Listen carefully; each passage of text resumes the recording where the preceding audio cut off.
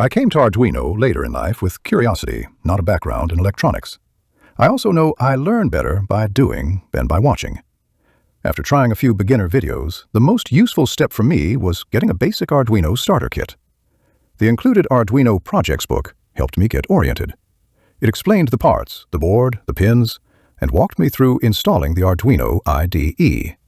Link for the kit in description below. That structure mattered. At first, Arduino felt simple. LEDs blinked, buzzers buzzed. After that, I wanted to go off script. I didn't want to just follow the next page in the book. I wanted to experiment on my own and make something move. That's when servos entered the picture. So why did everything suddenly get confusing when I tried to make something move? And why does that happen to so many beginners? Up to this point, everything I built behaved in a simple on or off way. LEDs are either on or off. Buzzers make noise, or they don't. Servos are different.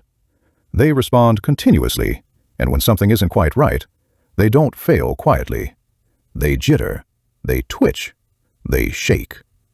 Since I didn't know how to write servo code from scratch, I used ChatGPT to help generate some example code and uploaded it to the board.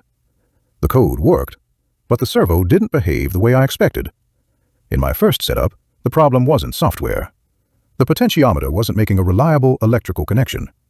Once that connection was fixed, the servo moved smoothly in sync with the potentiometer. After that success, I scaled up. I connected 4 servos and 4 potentiometers. That's when the jitter showed up again. Once more, the code wasn't the problem. Every issue traced back to wiring quality and power stability at the potentiometers. Working through that taught me something important. When motion enters the picture, timing, power, and connections start to matter in ways they didn't before. Many servo problems that look like software issues are actually hardware problems. With that understanding in place, it finally made sense to put the servos to work. The next step is using them in a real project, like building a simple robotic arm out of cardboard. Not as a leap into complexity, but as a practical way to apply what I've already learned in a physical, visible way. That's where I'm headed next. Thanks for watching. I'll see you again soon.